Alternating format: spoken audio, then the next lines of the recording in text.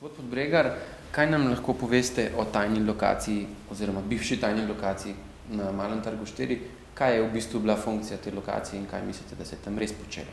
Torej, to je konspirativka.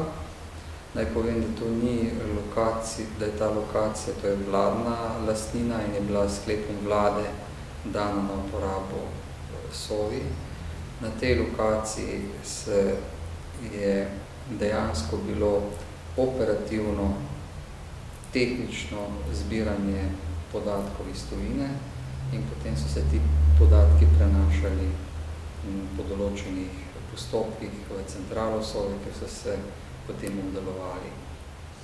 Koliko je pa prostornina tega prostora? Lahko govorimo o kakšnih kvadratnih metrih? Težko bi presodil, jaz sem si to lokacijo pred časom sicer res ogledal, pa gre za majhen prostor. V sosednjem vhodu je bivše stanovanje gospoda ministra Rupla. Ali to veste? Ne, to nima nobenih povezav, saj jaz jih pač ne vidim, to gre za vladno stanovanje, torej v tej konspirativka je vladno stanovanje, ki je bilo sklepom svoje. Verjetno se tudi ostala stanovanja, verjetno še kdo tam drug stanovalec.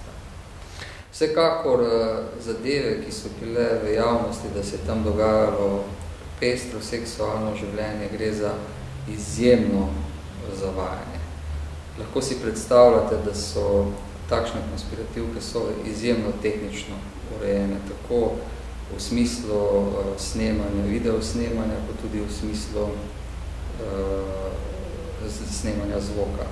In jaz si ne predstavljam, da bi kdorkoli se šel v takih prostorih lahko pestro seksualno življenje, ker so se dogajalo v bistvu zelo resne tehnične zadeve in resno operativno delo. Imel bi samo še eno podvprašanje. Koliko mislite, da je v bistvu ljudi šlo čez to lokacijo? Izjemno majhno število. Ker namreč... V smislu, torej govorimo o operativcih, ki so imeli dostop do te lokacije, gre za izjemno majhno število. To lokacijo pozna po moje presoji manj kot 10 ljudi, operativcev. Kar se tiče pa tehničnega vhoda podatkov, pa je to zelo pomembna lokacija bila zelo pomembna lokacija. Gospod Lavrih, ima on certifikat za vstopanje oziroma bom vprašal takole, ali mislite, da ima gospod Lavrih zadostno kvalificiran, da hodi na take lokacije, oziroma ali mislite, da ga je morda zavedla informacija gospoda Mira Petka, da se tam dogajajo seksualne zadeve? No, kolikor je meni znano, je gospod Lavrih to lokacijo obiskal že v mesecu novembru, torej bistveno naprej, kot je poslanec Petek podal neke svoje poglede na to zadevo. Jaz bi rad povedal to, da svetovalec za nacionalno varnost predsednika vlade, jaz sem bil več časa svetovalec za nacionalno varnost enega prejšnjega predsednika vlade, se dejansko mora na nek način distancirati od operativnega nivoja in svetovati predsedniku na podlagi izbira različnih informacij. Tako da je to zelo nenavadno, da je svetovalec za nacionalno varnost predsednika vlade šel na eno zelo operativno lokacijo. Gospod Lavrih ima vse certifikate, tako Zveze NATO kot Evropske unije, kot nacionalne v smislu varovanja podatkov. Nima pa zelo pomembnega pooblastila, da je bil na tej lokaciji. In to mu tudi direktor ni smel dovoliti. To pa je pooblastilo, ki ga imajo delavci po zakonu o Sovi. To pooblastilo je pa takšno, da lahko na podlagi njega pogledaš v osebne podatke in v bistvu ravnaš z osebnimi podatki v smislu pridobivanja podatkov za nacionalno varnost. In če na drugi strani pogledamo, da je Sova agencija, ki ima poseben zakon in je edina v bistvu, ki je zakonsko dovoljeno posegati v človekove pravice, je po moji sodbi to izjemno velika napaka. Že večkrat je bilo v medijih pojasneno, jaz sem tudi iz medijev izvedel za to napravo in gospod Žuman je povedal, da eden od postopkov je tudi, da se pri odbiranju dokumentarnega gradiva nahajajo določene določena tehnična sredstva, ki so namenjena tudi za komisijsko uničevanje tega gradiva.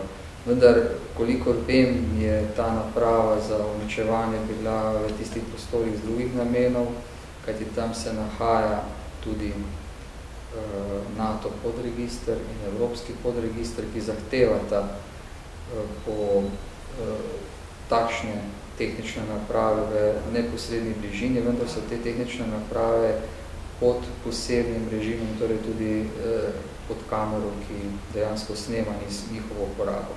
Še enkrat bi poudaril, da se je dejansko v celotnem obdobju mojega vodenja agencije zelo odgovorno ravnalo z kompletnim dokumentarnim in arhivskim gradivom. In tudi tisto gradivo, ki je bilo odbrano dokumentarno, ki ni predstavljalo arhivsko gradivo, je bilo na zakonit način potem tudi uničevano, na tem komisijsko uničevano, tudi vodena kompletna dokumentacija, tako da menim, da tukaj ni čisto nobenih težav. Še druga naprava, in sicer prisluškovalna naprava, ki je bila mobilna prisluškovalna naprava, ki je bila najdena na bivši, zdaj tajni lokaciji na Malem trgu. Ali je, mislite, Sova sploh kdarkoli uporabila to napravo? Jaz moram odločno povedati nekaj, kajti že nekajkrat je bilo objavljeno, da je neka prisluškovalna mobilna naprava bila najdena na Malem trgu 4. Tega jaz nisem slišal od nikogar, od odgovornih, tudi od predsednika vlade, ne da je govoril, da se je takšna naprava našla na Malem trgu 4.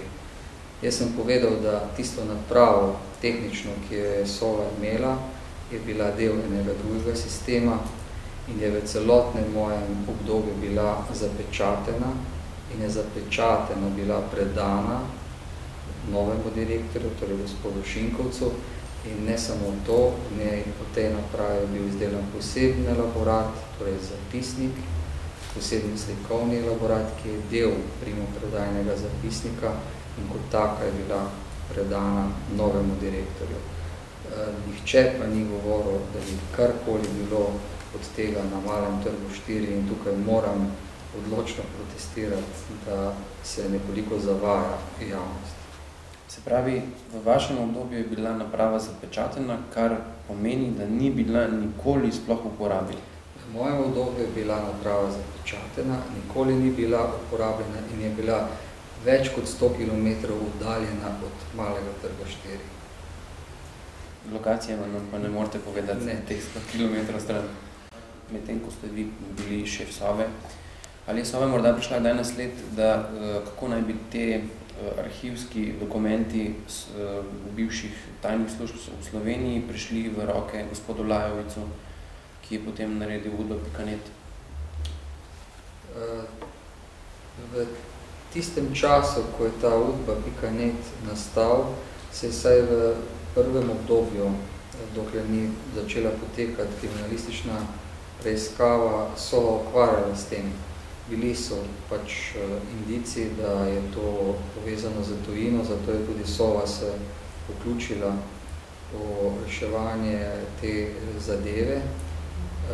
Kolikor mi je poznano, je udba.net nastal iz določene letne evidence iz prejšnjih časov, iz 80-ih let, ki pa v bistvu ni predstavljala samo evidenco službe državne varnosti, ampak celotno evidenco sekretarijata za notranje zadeve.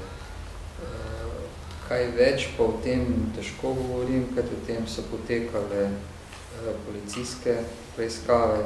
Dejstvo pa je, da je to gradivo, ki ga je potem avtor dobil, bilo v enem obdobju odtujeno iz določenih arhivskih gradiv. Sova pa ni prišla na nobene izsledke, kdo bi morda bil tisti krivec?